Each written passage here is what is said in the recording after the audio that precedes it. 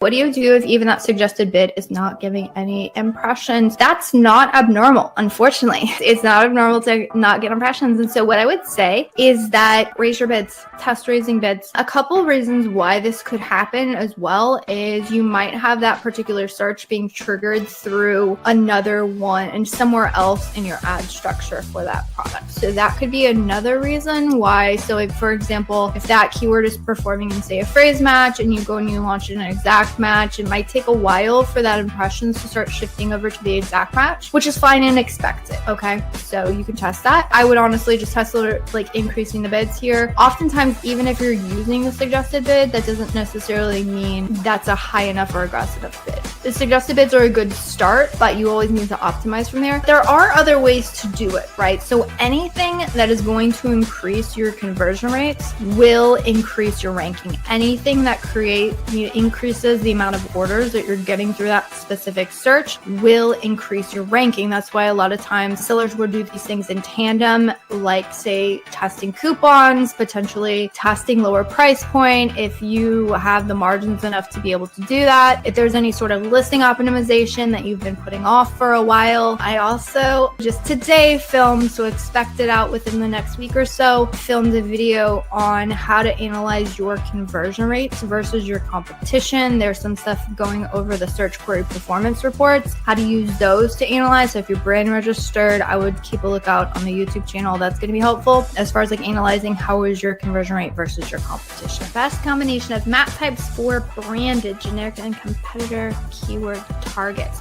Yeah, I'm still a huge fan of using all the above. So we use exact match, phrase match, and broad match for pretty much all targets across the board. And now it does somewhat vary depending on the account budget and then what stage we're in, because you noticed when I was talking about product launches, I recommended launching specifically an exact match and sticking to that for a while. So I do think that that is applicable. What I would say is that the more aggressive you want to target something, the more specific your match type should be.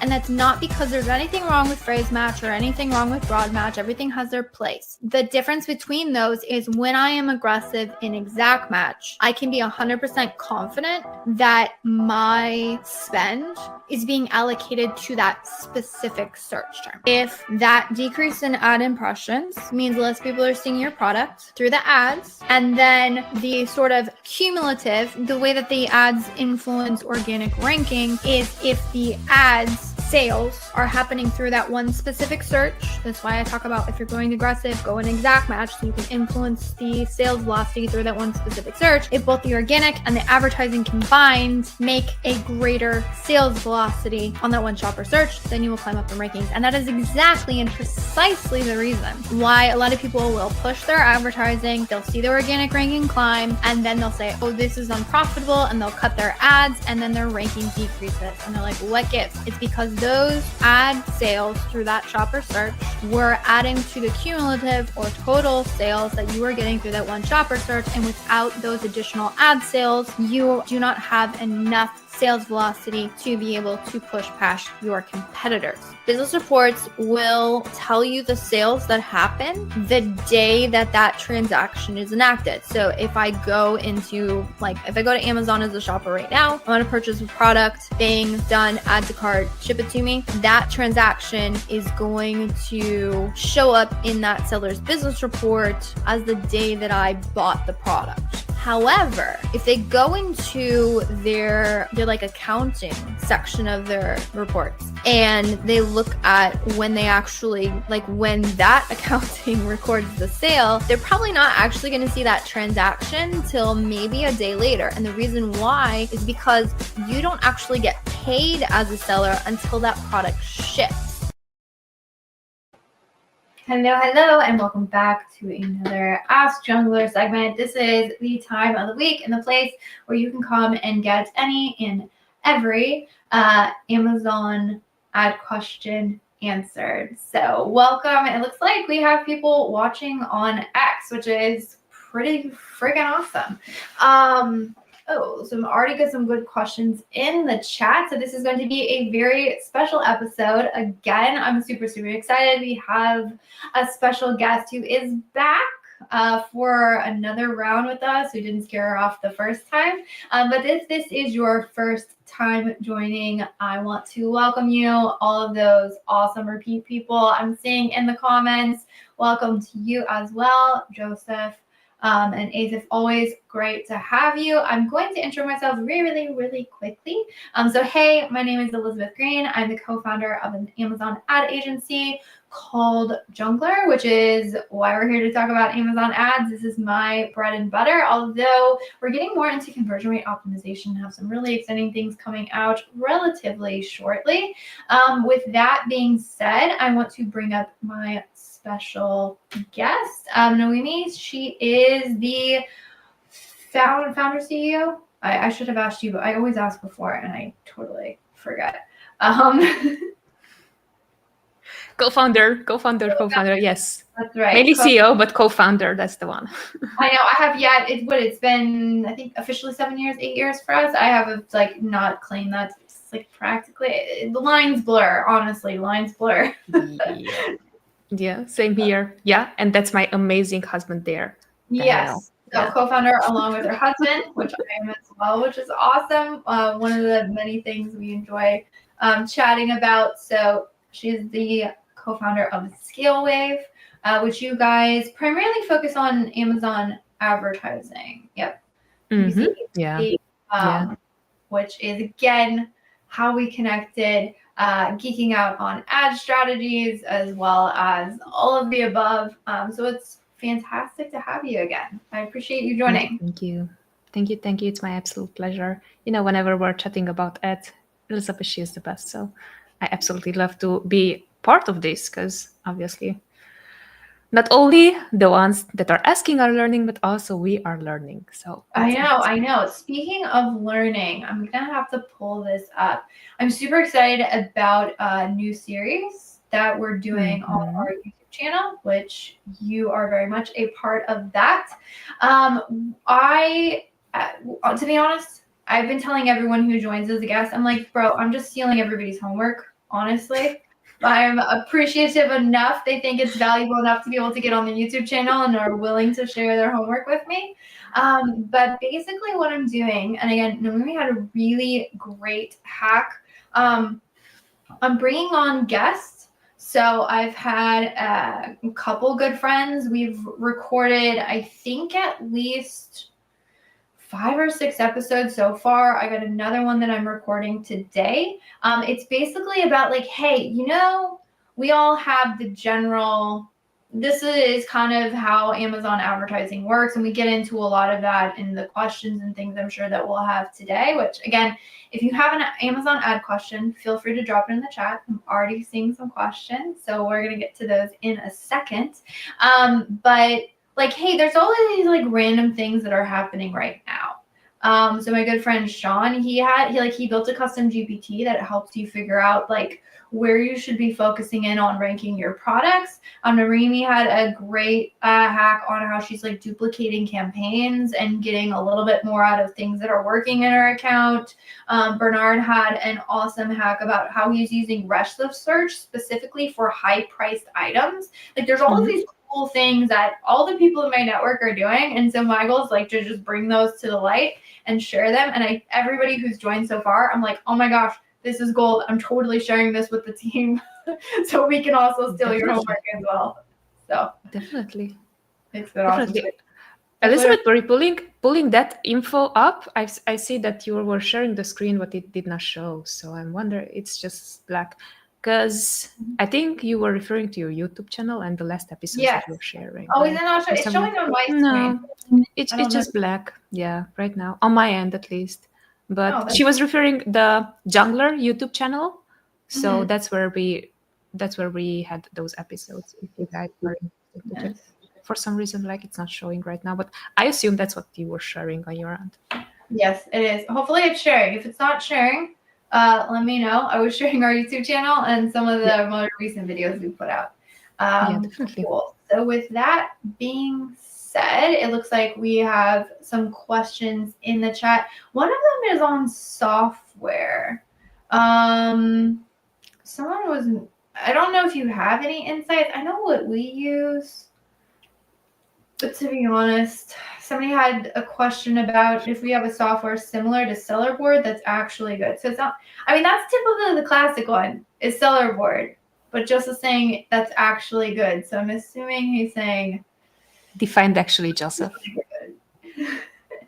I actually really love Sellerboard, and for whatever they're offering, it's the cheapest, best out there. So this is like really, if you define what actually means for you, we might be able to give you more input. But personally, we're using Sellerboard actually, and we're enjoying it. Yeah. I just, if you want to drop in the comments as well, like what specifically you're looking for, because sometimes, like I know Sellerboard, that's primarily around profitability. Correct me if I'm wrong. But it might be that you're saying like, oh, I don't really like it for ads. One thing that I've found is that you will rarely find a platform where it's like, oh my gosh, I love everything about this tool, which is obnoxious, right? We would love to have like one single tool we go to that is like the end all be all of everything. I mean, we have one that we use and love called KPOQ, KAPOQ. I shout them out all the time, not because they get a kickback, but because I love them. As good as that is as much as I'm like, oh my gosh, I find this a really fantastic tool and it does have profitability and kind of a lot of the analytics, we still use our own internal tech when it comes to like the actual management. So as much as I shout them out, I'm like, we're not using them for everything. They do have ad optimization tech, but like it doesn't have everything exactly the way that we want it, so we built our own. So I think in any tool, you're kind of going to find that a little bit. And to add additional value, because this is the most, like most of the time people don't know what they want even. And even us, what we noticed at some point, we had too many software and it's like, are we actually using it? So really it should be down to, is this the cheapest or the highest quality that I can get for whatever it's going to deliver, because honestly, if even us, like we are specialized in advertising, right? We understand creatives, we understand inventory management, we understand listing SEO and so on, but what we are passionate about really, and we understand really clearly, and we're experts in, I'm putting experts because like nowadays, even if you have 3 months of advertising knowledge, you're calling yourself expert. But like this is exactly how with tools it's coming up, even like Helium 10, they are really good for something but not really good for other things, so just like be okay with the fact that as if you would hire an employee, they would be excellent at some things, but they're not going to be like overall, they are not.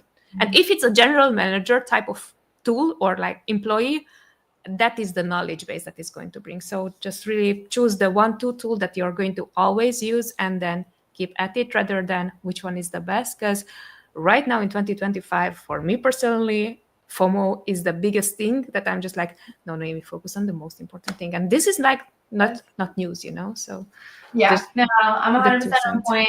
And I think it also depends on kind of a different twist on what you were saying was, it depends on how you want to work. Because I'll get those questions all the time that are like, oh, what's the best PPC optimization tool out there? And I'm like, well, I've got like 4 or 5. I'm like, all right, if you want like a little bit more manual, if you want to be more hands-on, this is a great tool. Some people hate that. If you want more automation, hey, this is a little bit more plug and play in the algorithm. If you want analytics that also incorporate AMC, because the analytics, you're super analytic heavy, hey, this is a great tool, right? So in my cautionary tale to anyone, if you get within, I don't care if it's an agency, I don't care if it's a freelancer, I don't care if it's a tool optimization provider, if it's something that doesn't jive with the way that you are managing your account or the way that your products work. For example, somebody might have a fantastic experience with AI. I think most AI tools are sort of like, people are getting a little bit scared of what's happening to some accounts using AI. I know I have a recent horror story of a client who left us for AI and then came back saying, please, we need help, like literally devastating. But like some of those can work, but like it doesn't always work really well, especially with say highly seasonal products, right? Because they with such rapid changes, it doesn't know, it isn't built for keeping up with that. So again, you want to like factor in, what are the things that I need? How do I want to work? What makes sense for me? And then, that will typically lead you to the tool that is going to be the best for you, not the best overall technically. 100%. Questions on driving external traffic. So I'm saying if we drive traffic from Facebook to our Amazon listing, is it helpful for ranking? From my understanding, there is some benefits to it because you hopefully are driving sales velocity, but I don't know if you have any perspective on external traffic. Yeah, so I would ask here, the main question is not necessarily if it's helpful or not for ranking, but I would ask, do you have the budget for it? Because what I'm seeing right now on Amazon, so Amazon ads, it's a must, and especially sponsored product, because those are the one that people are going to buy your product. Now, everything that is external, everything that's Facebook ads, Google ads, whatsoever ads, the conversion rate is going to be way lower on that. And it's like, also it's very hard to track exactly, conversion rate. So where are you in the funnel? Because right now, if you want to bring as many eyeballs as possible to your product that are going to end up to buying your product, still Amazon ads, it's going to be a must. And if you want more like brand recognition, if you want more bringing someone to your listing who would have never found your product otherwise, then I would rely on this. But somehow I do hear a lot of like feedback that this is helpful for ranking, either Facebook ads, either if you're writing these articles, and they are redirecting to your listing. So all those are helpful. It's just like, where are you in the funnel? Because right now your question might be super relevant to whatever you want to achieve, or might be totally irrelevant. So this is why, like, step back and strategically, what do you want to achieve right now? So happy 007 if you have more context on whatever you're going to achieve or you want to achieve, we can give you a better answer there. Yeah, no, that is a fantastic context for this question. Is it impactful for ranking? Slightly. Is it going to outperform like your on-platform ads for ranking? No. So it's like, is the goal just to be like, hey, can I get something from Facebook traffic? Or is it saying like, oh, I can't afford what's going on Amazon, so therefore I want to try Facebook ads? In that case, it's not going to work for you. So again, context is key. Some people saying hi. So Asif, wonderful day. Back again. We appreciate you. Always appreciate your questions. You got some good ones in the chat. Someone from YouTube saying hi, hello as well. Joseph in with another question. Good question around day parting, but day parting kind of in an interesting way with portfolios. So the question is, the goal is to bring down the total A costs with a point or two. And the question is, if we pause all our portfolios when traffic is low, between 11 p.m. and 7 a.m., will we lose our sales? Our ad ratio is 50%. And then he also says, we plan to keep a catch-all running all the time. My thoughts are just test it, but I don't know if you have any thoughts as well. So Joseph, to ensure that we are going to reply exactly the question that you're asking, actually we had this similar question last time when I was on the Ask Junglr, and there we're going into very in-depth detail, like 50 minutes, both I and Elizabeth were going like strong on it. We can give you an answer, but so far it's, again, context. So the category is going to depend a lot on, or whatever you want to achieve. If the category is going to allow you to make sense for you day parting, go for it. But right now, again, I just want to point out the FOMO. If you're thinking that you're going to bring maybe 10% up, you're seeing a point or two, like making the tacos more profitable.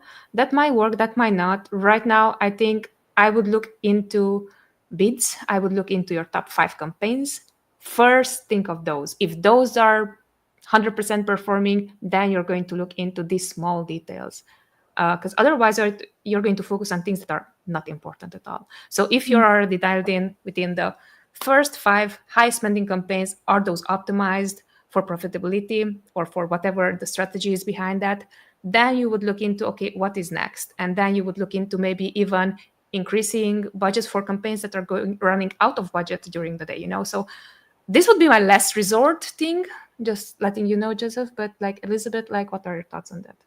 Yeah, no, I like how you frame that. I would say, so the first thing I would say is just frame the question. All right, so the goal is to lower total ad cost within a couple points. So that means you have to have the goal is decreasing ad spend without hurting total sales, which is why you're asking like, hey, is this going to make me lose sales? So you're asking the right questions.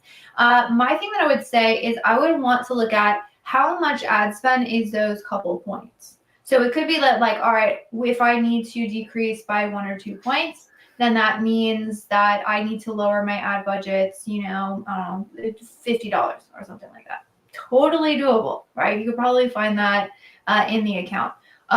If the couple points, if you're spending hundreds of thousands of dollars on your ads, then 1 or 2 points is quite significant. So that's always my recommendation, is like figure out what you are, figure out the difference between where you are and where you want to go. And then that will give you an idea of how difficult it's going to be. Because when you say 1 or 2 points, that sounds like, yeah, it's just 1 or 2 points. It should be relatively easy, but it might be hard.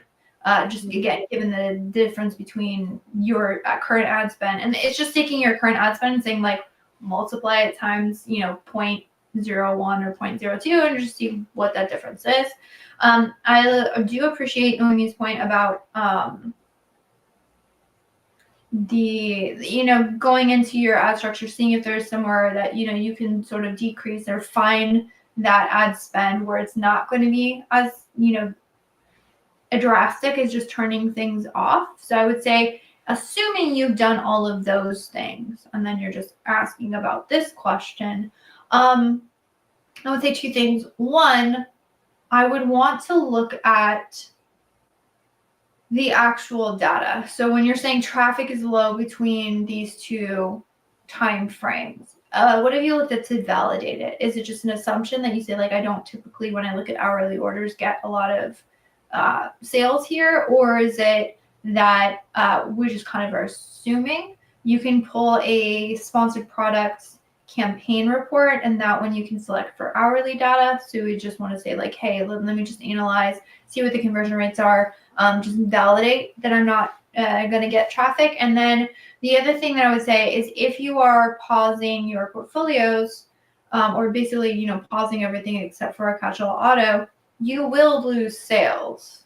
Let me be clear, but those lost sales will be because of lost ad sales.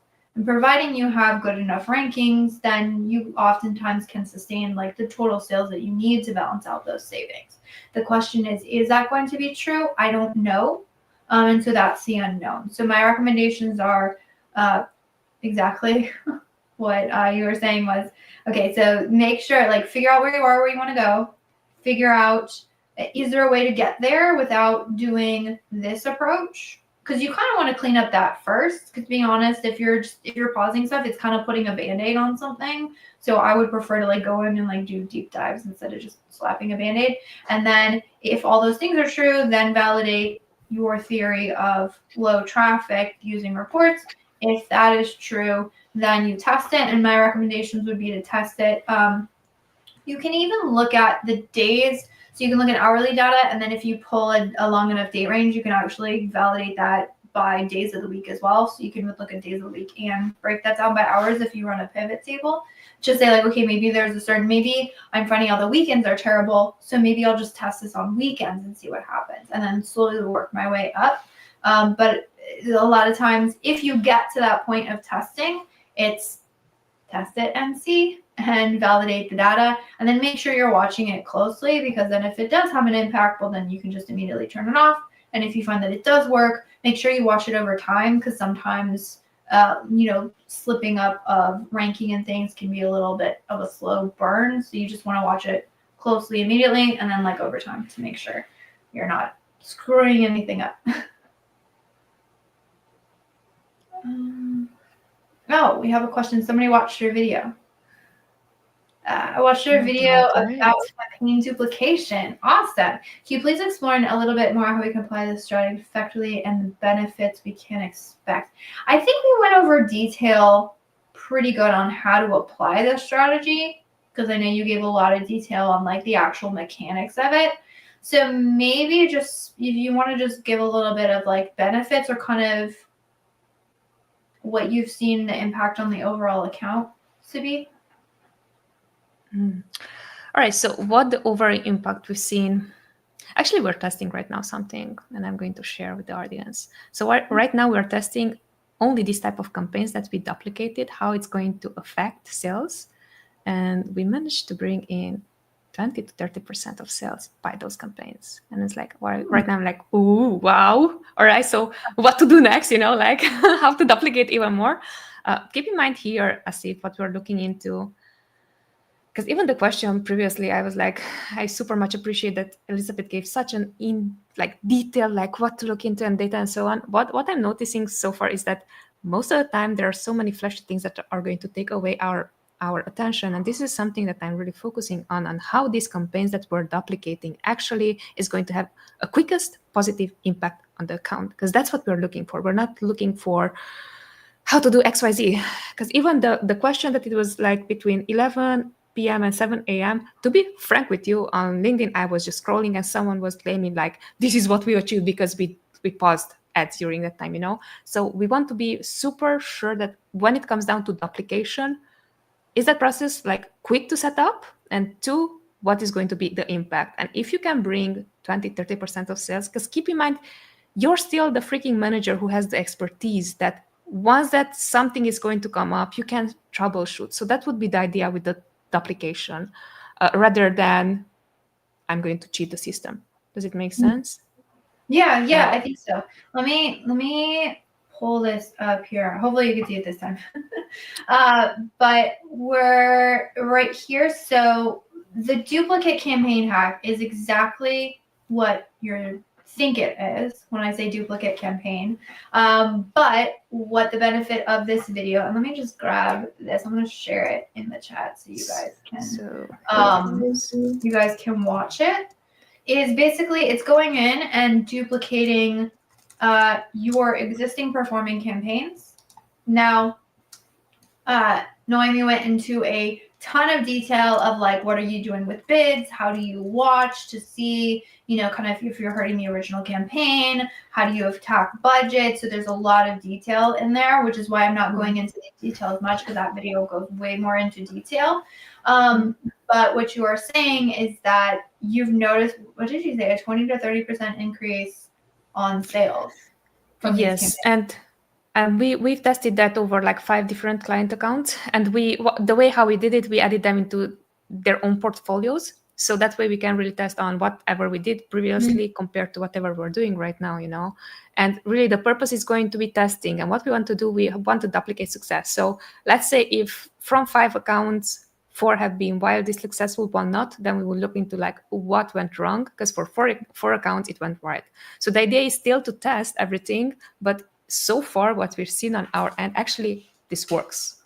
And this works just because it's so well optimized beforehand. So if these campaigns, these duplicates, because these are discovery campaigns, if they have not had the right products in, because keep in mind that here some campaigns might be like multiple products in. So if they have the wrong products in, if they have a lot of keywords that are bleeding money, if they have like the bids are too high, what we're duplicating, we're replicating something that did not work. So that's why I'm saying like just pay attention also to the video that Elizabeth was showing, because it's like clear step-by-step process on how we're doing this. Exactly. No, it's a fantastic. Again, that's why I love having really good friends in the space, and then being able to bring your ideas forward and sharing them with everyone, because like you guys are doing some cool stuff. I know our team's doing cool stuff, so it's like we're just trying to help everybody out. And then goal is them to be like, oh my gosh, that's amazing. Let me hire you instead. But that's another side. That's another side project.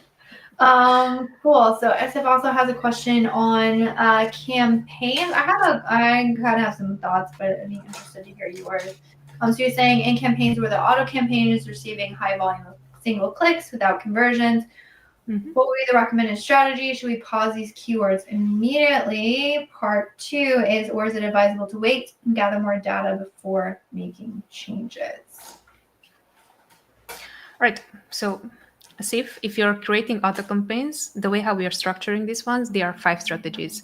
Either you're discovering, either you're ranking, either you're dominating, either you're conquering, either you're going to protect your own brand. So the discovery campaigns are actually, the auto campaigns are part of discovery campaigns. Discovery campaigns supposed to bring us the cheapest sales possible. So even if we would have a 1 click, and the click is like 50 cents, 20 cents, 50, like whatever, the idea is that the bleeding that we're doing, even if we have 100 clicks, it might be like $5 or $50 on a larger account. So that should be the mindset that you're putting yourself into. Because right now, what you want to 100% avoid is negating too quickly things that are not working. That being said, and based on that, what I would also suggest, auto campaigns, usually here, if you can give more context, but auto campaigns, whenever you're setting them up, they come with 4 different ad groups.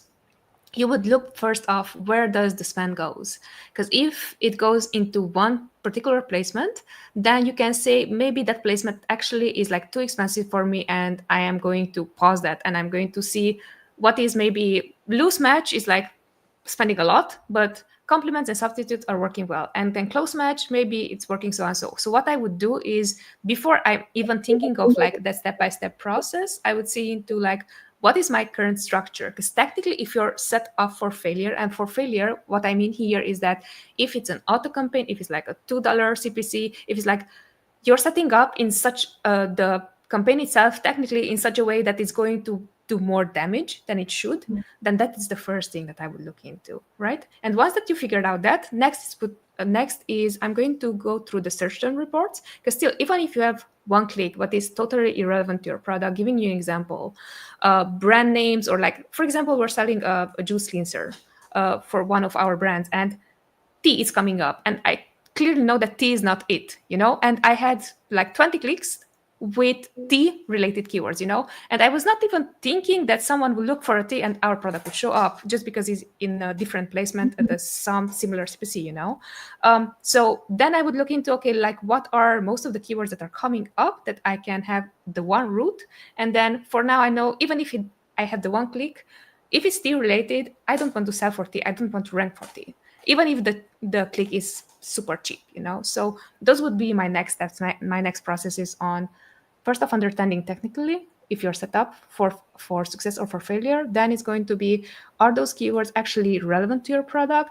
And if they are relevant to your product, I would even more lower the bids and see, okay, can I make a profitable sale from this campaign that is a discovery campaign? I'm super curious to like know your insights there is a bit. How are you dealing with this type of I'm basically going to agree with you in that we would treat these as sort of like discovery campaigns or like low cost. I see like discovery / low cost traffic as the job of the auto campaigns. There's some out of the box strategies, like if nothing else is working, exact and phrase, and like you kind of shift over to autos. I say those are like outlier strategies and not like core best practices. So I'm 100% with you there. And then like I would say the same thing for me. If I'm getting a high amount of clicks, I would typically in autos always immediately go over to the search terms, because really it's not keywords in auto, it's what search terms are triggering. And I would be curious, when you say a high volume of single clicks without conversions, I'm assuming that means like I'm assuming, so who knows, but you're meaning when you say like there's a high volume of single clicks, because technically on the targeting, that would be an aggregate of all clicks. I'm assuming you mean like on a search term level, I'm just getting like a ton of clicks and no conversions. And so I can't really validate that there's not really anything to negate. I'm assuming that's the scenario. If that is the case, then I would say I would lower the bids, because like you're paying a lot across a ton of different searches. And yes, some of those might get enough clicks to convert, but I would be worried that the waste is too high. And so similar to what you were saying, like our goal is low cost traffic. And so if we like can't get a ton of traction on an auto, we should have a lot of manuals going, and then you're still getting traction there, so you're fine. So again, I would be I would advise, lowering bids if you have anything to negate, and then hopefully focusing in on manual campaigns. Question on this one should be pretty quick. But the question was, running a sponsored product defensive campaigns. There's so many widgets on the PDV, which yes, there is. Where does my defensive campaigns ad show on which widget? Like all the above?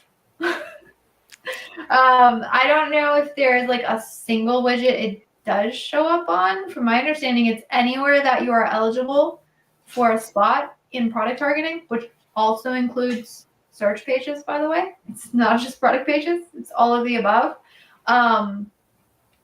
You should show up there. Now, the only other thing I would say is that if you are specifically running defensive campaigns, make sure in sponsored product ads, you're using exact match targeting for your defensive. Because if you use expanded, it's no longer going to be a quote branded or defensive campaign anymore, because you might show up against other like placements and search pages and stuff like on other products. But I don't know. Do you have any more insights on that? That's not a real insight. That's kind of like it shows up everywhere. But from my understanding, it kind of does.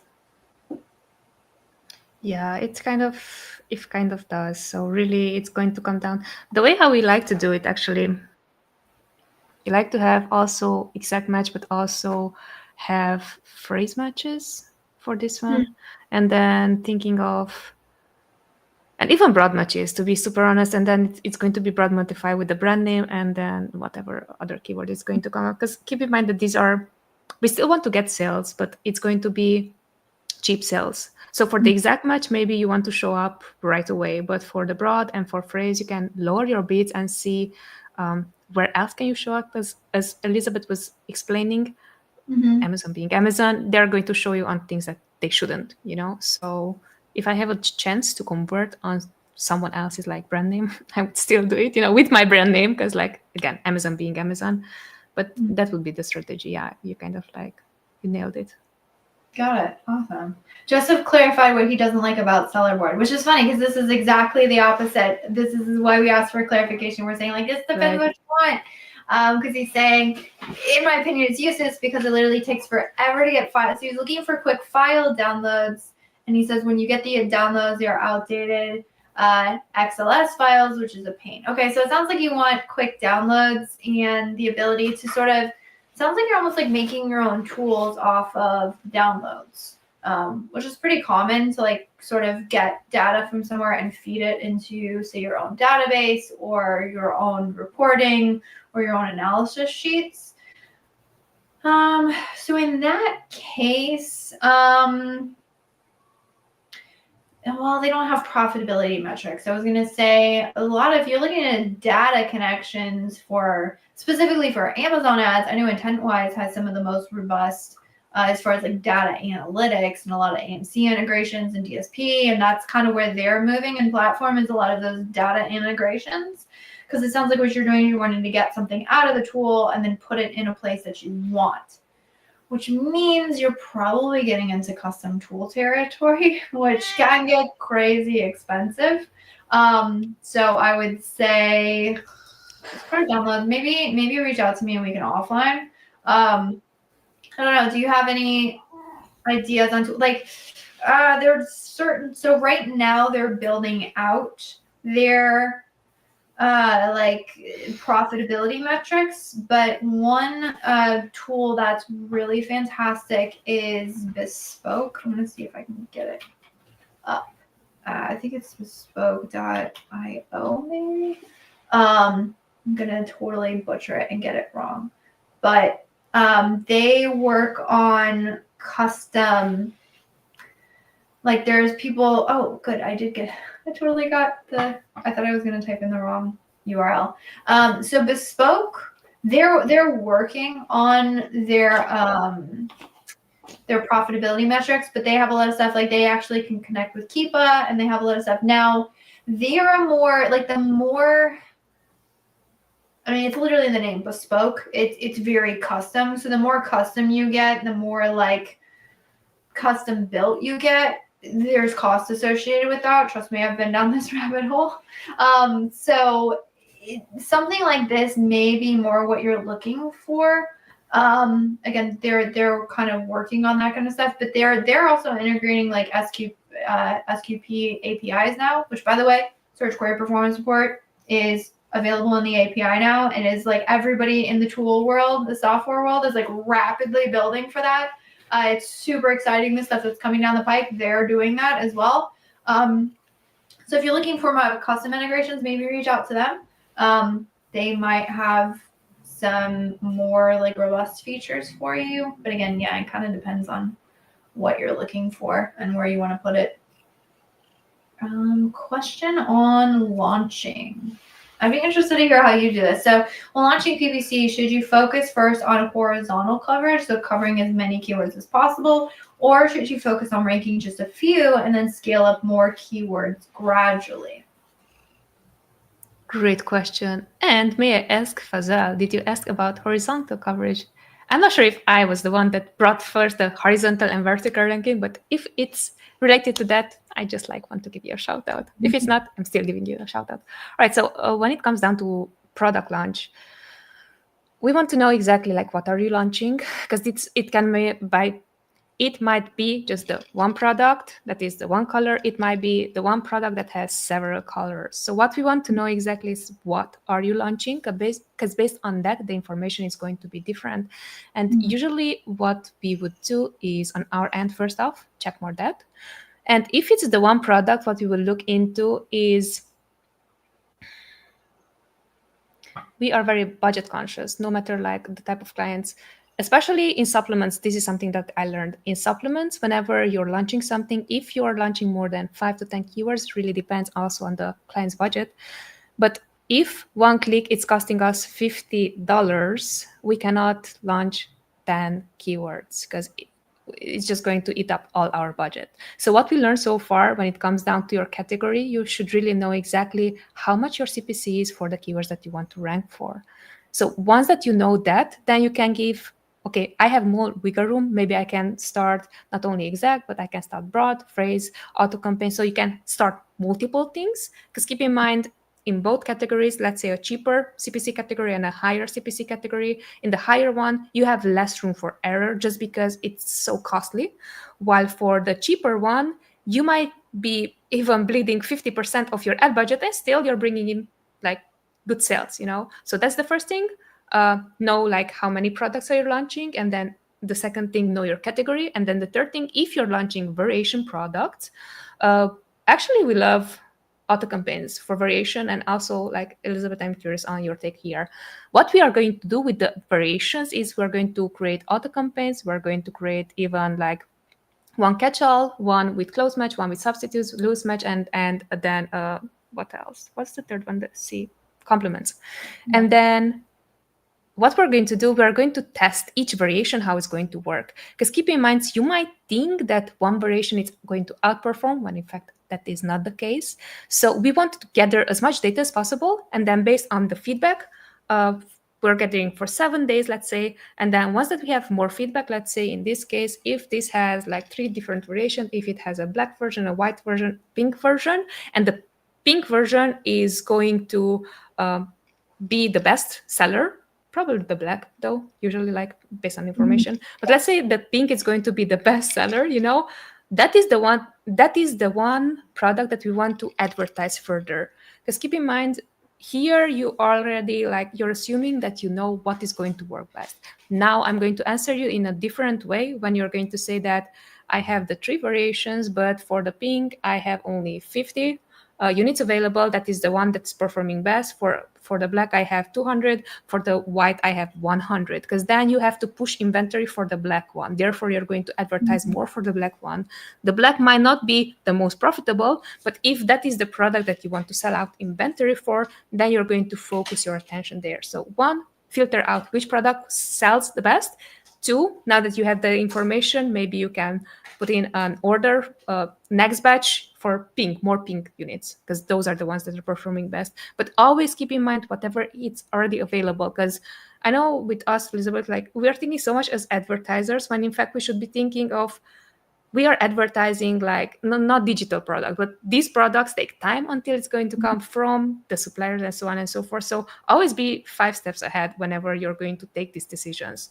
And that was Was that actually answering all the questions? Okay, I'll focus on ranking just a few first. Yeah, scale up. So that is kind of the way how I would see this, how I would address your question, Fazal, because it really depends on so many factors. And I'm not saying that it depends, but I'm saying it does depend on so many factors. And based on those factors, you're going to create a strategy. Elizabeth, feel free to shoot. No, that's a fantastic question, and I'll kind of add on. You're saying like 30 steps ahead. I just got off a client call prior to this one, and we were going over like, okay, so this is the best-selling product. This one has inventory. We have this many units. Okay, we have some other units, but these are not going to get here till May. So we have this much inventory to sell up until May, and so thankfully we're prepped for it, and we know, okay, we got to adjust ad strategy or pricing or whatever to meet that. I want to say on this particular thing, I would caution you when you're saying like the focus on a specific keywords for ranking strategy and then move out. I am not a huge fan of saying picking these specific keywords and saying these are the keywords we absolutely must rank on without any data to back it.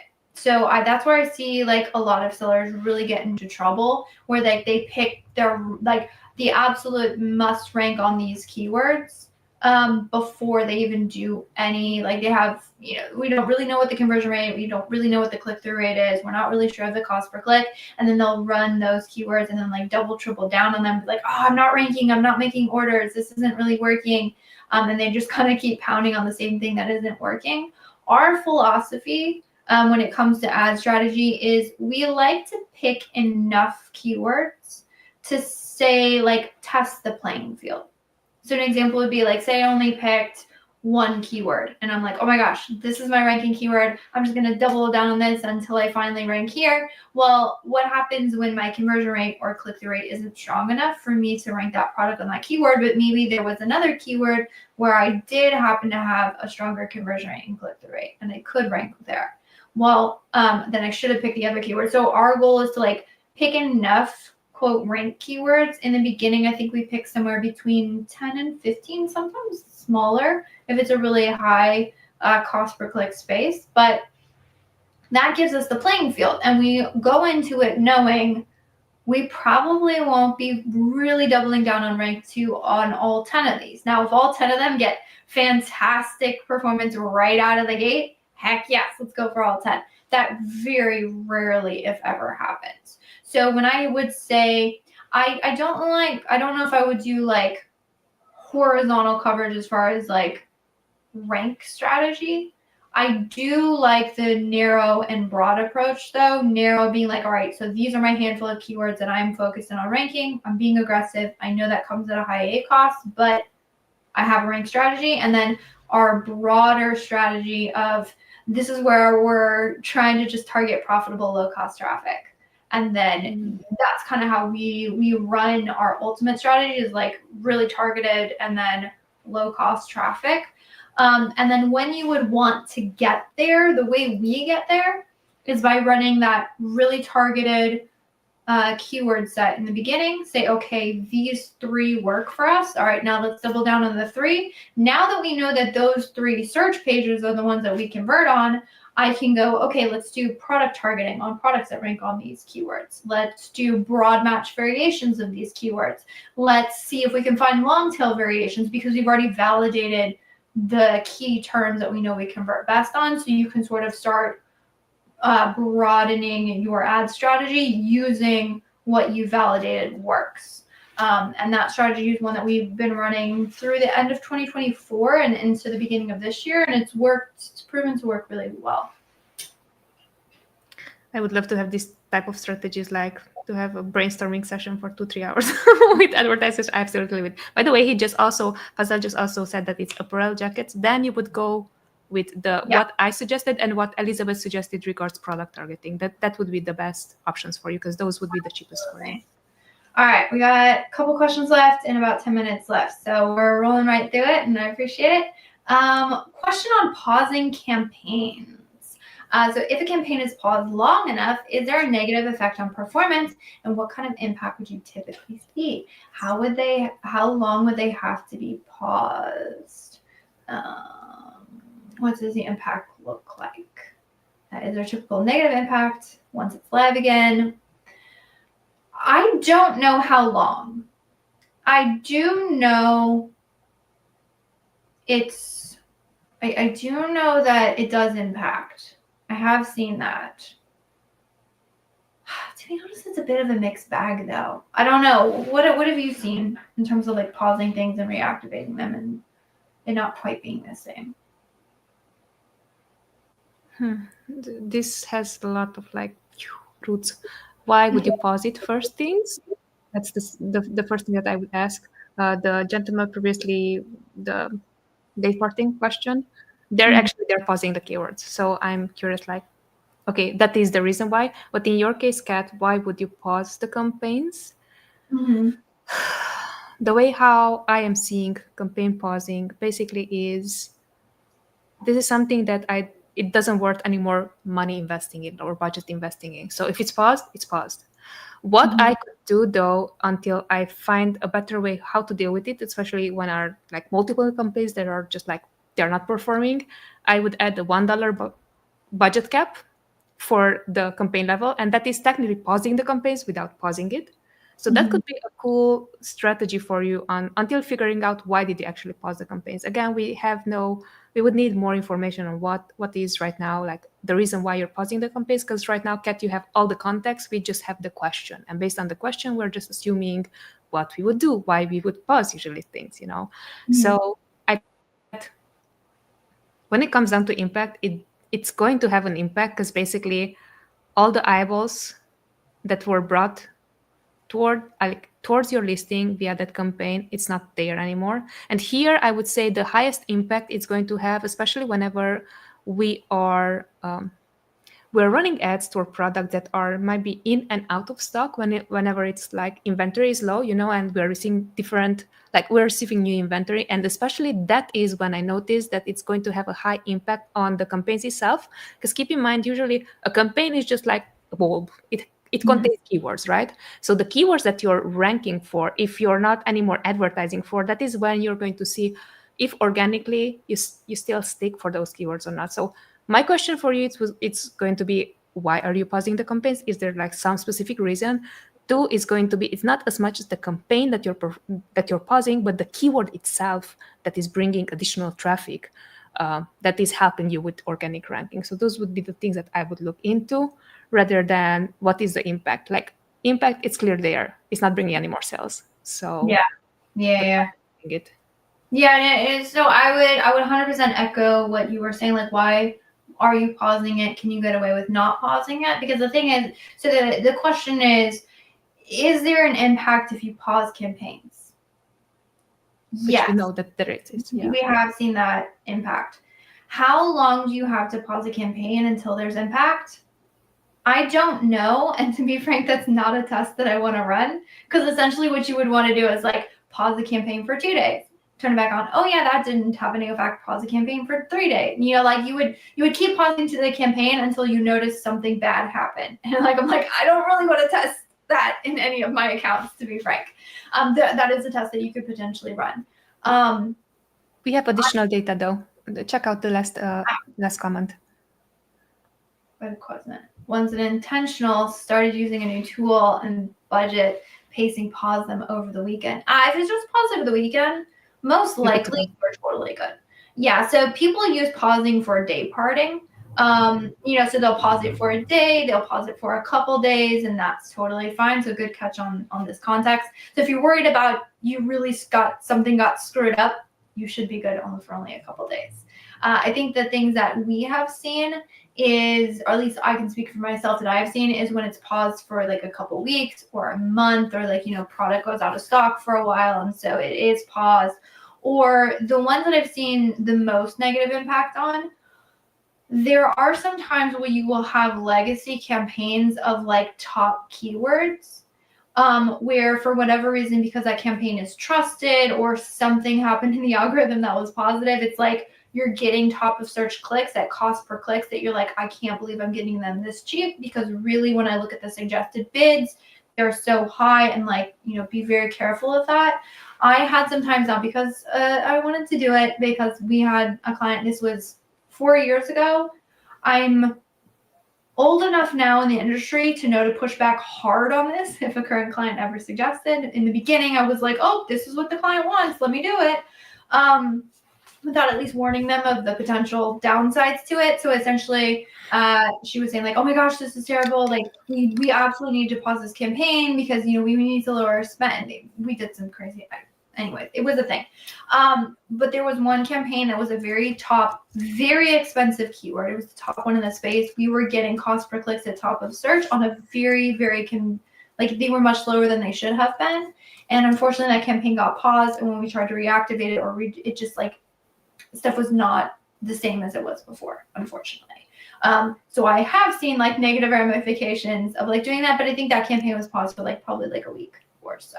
So it was like a longer time period, and it was like one of those campaigns you're like, be very careful with this because, you know, for some reason the algorithm took off. I would say those are the things that will have the most negative impact. But generally speaking, if you're pausing for a couple days, couple hours, over a weekend, you probably haven't screwed yourself too much. So I appreciate the context. Do we have time for one last question? Let's do it. All right. Talking about low impression. If the keyword doesn't have impressions in the lifetime period, so if you're looking at lifetime in your ad account and you see a keyword with no impressions, and the number of keywords in the campaign is like 30 or 40, what would you suggest you do in this situation? I love these questions so much. All right, so Subhan Ahmad. I'm going to call you Ahmad because that's easier to pronounce. So when it comes down to campaigns, what we love to look into, and actually I also created a YouTube episode about exactly this topic. And the question is, are my campaigns working? So it's going to be really a technical, if it's technically set up in the correct way, and then expectations. So right now, what we have to understand is that you might set up your campaign, you have no impressions. Impressions is just the eyeballs that you're bringing to your listing. If the bid is not high enough for eyeballs to bring to your listing, it means that no one is seeing your listing itself, right? So even if you would have 30, 40 keywords per campaign, still at least one keyword should work well in order to bring impressions, because impressions are not clicks. Impression means that whenever someone scrolled on, even on their phone, and they just scrolled, hopefully they are not going to take it out because I'm showing my phone. So even on your phone, if it's going to show up, someone just like scroll through, barely seeing the ad, that is one impression. So if you have no impressions, it means that no one is seeing your ad. And if you have no impression, then you would look into, okay, what is causing this? Look into the keyword itself. Does the bid is high enough? Let's say that the bid is low. All right, you're going to increase the bid. Next day, you're going to check up. Let's say that the one more day, you're going to give it a try, and it's like the bid is like high. Now I should convert for something, or at least one impression. I'm still not. Then it might not be an ad issue. And this is something that actually we learned. Just because we are advertisers and we're going to look into like advertising wise, what is going on, and we're forgetting I am selling not a digital product, but like real product. And what it might happen, either it's a buy box issue. Maybe someone else got my buy box and I cannot sell. Maybe it is just the listing is down, So ads are just the one part. So if technically you set it up for success, it should perform. It should bring impressions. If it's not bringing impression and you technically set it up from the ad point of view to bring impression, you would look into the other side, which is my listing itself ineligible for ads? So those are the things that I would do in this scenario. And feel free to like give additional, maybe go through quickly your account and see like what is going on. But this would be the step-by-step process that I would take. Yeah. No, I think you laid it out very specifically. I'll just add context to that. So I'm gonna say, like, I think there's about 3. I'll probably come up with a 4th reason why you wouldn't not have impressions. 1, again, you don't have a bid that's high enough. And so the easiest one is increase bids. The second one might be that the keyword just might not have that much search volume. That's entirely possible. You might have put like a random long tail in there and there's no search volume. A third one might be that you are not technically relevant for that keyword.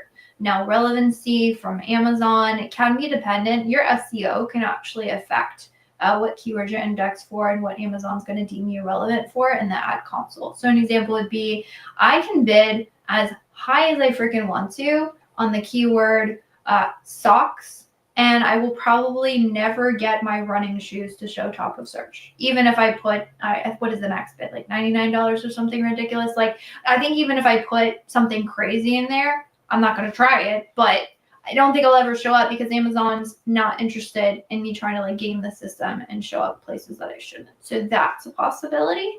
By the way, from my understanding from people who know a lot of SEO a lot better than I do personally, a lot of times back-end keywords are kind of not prioritized because like they don't have as much like indexing. However, the ad algorithm does really reflect back-end keywords. So if there's something you're trying to show up for and you're not really finding that you can get any impressions, sometimes adding that to your back-end keywords can be helpful.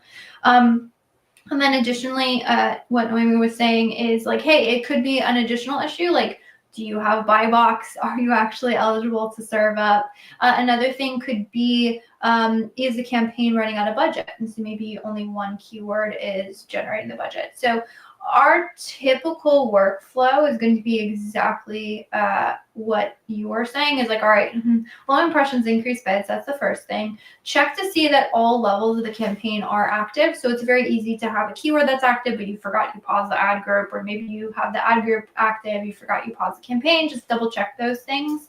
But as long as you check bids, everything's active. Also check that the products are eligible. Sometimes you forget like, oh, it's this product that was like the discontinued variation in there. So just, again, check that your structure is clean. If the increasing bids does not work, then one, you could, if this is something that you really care about. So what I will say is that the things that I'm talking about, increasing bids pretty easy. Quickly checking the campaigns pretty easy. Going an extra mile of like checking for search volume, adding it to your backend keywords, checking by, like, those things are going to take extra analysis. So like, I know you're a big fan of 80/20. I am as well. Like, make sure it's worth it. If it's like a keyword that has 7 different like long tail and you found it that it worked one time in an ad group, it's not going to be worth your time to go out of your way to do it. If it's like, oh my gosh, this is like a major keyword in my space and there's a problem, probably worth it to go out of your way to like figure out what's going on. So I would just say like all of that. And then if you have gone through all of that and you're like, it's something that I really, really want to test, for some reason I can't get any traction, I would probably launch a separate campaign. So I'm just like aware of it. And then you can be a little bit more intensive with say bids or budgets or something in that like new campaign structure. Something came to mind that actually we have not covered. The very last resort. Push up the CPC on one. Like out of the 30, 40, I know it sounds crazy, put it at $50. Are you going to show up? And open up an incognito window. Because if you're not showing up, it might be like, if you're set up for success, it might really be an indexing issue. And then it doesn't really matter whatever you're doing. Yeah, so. Well, that is a fantastic point. So you can do an intensive, like, hey, the $50 bids, $10 bids. Again, you're not leaving it there. You're just seeing, can I show up on this keyword? Then go search it, see if you can show up. And then if you can't, well, then you know that there's an outlier issue. But again, that's a very manual, like intensive test. So make sure you're using your time wisely, is all I would say. And with that, we have answered our last question. I know there's still questions in the chat. We're here for an hour. We've hopefully given you a lot of value in this hour.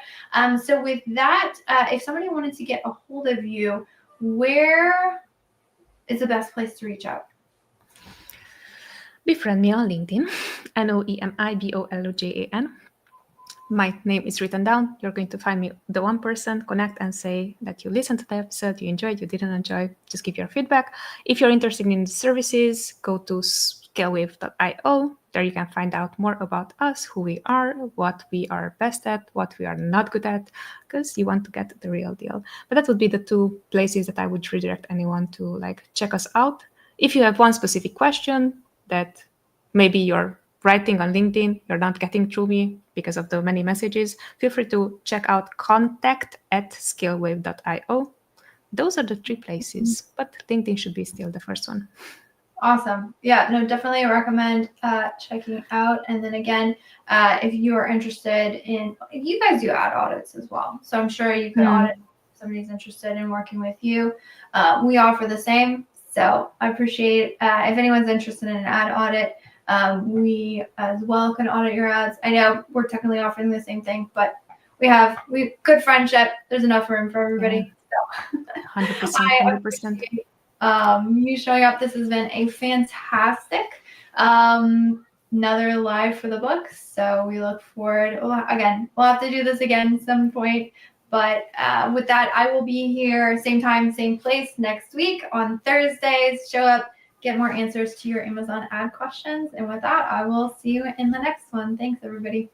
And that wraps up this episode of the Ask Junglr Amazon Advertising Podcast. I hope you found these insights and strategies helpful in your Amazon PPC journey. Remember, if you have a burning Amazon ad question that you'd like answers to, head over to junglr.com/live to join our next live Q&A session. Until next time, keep optimizing those ads and stay hungry.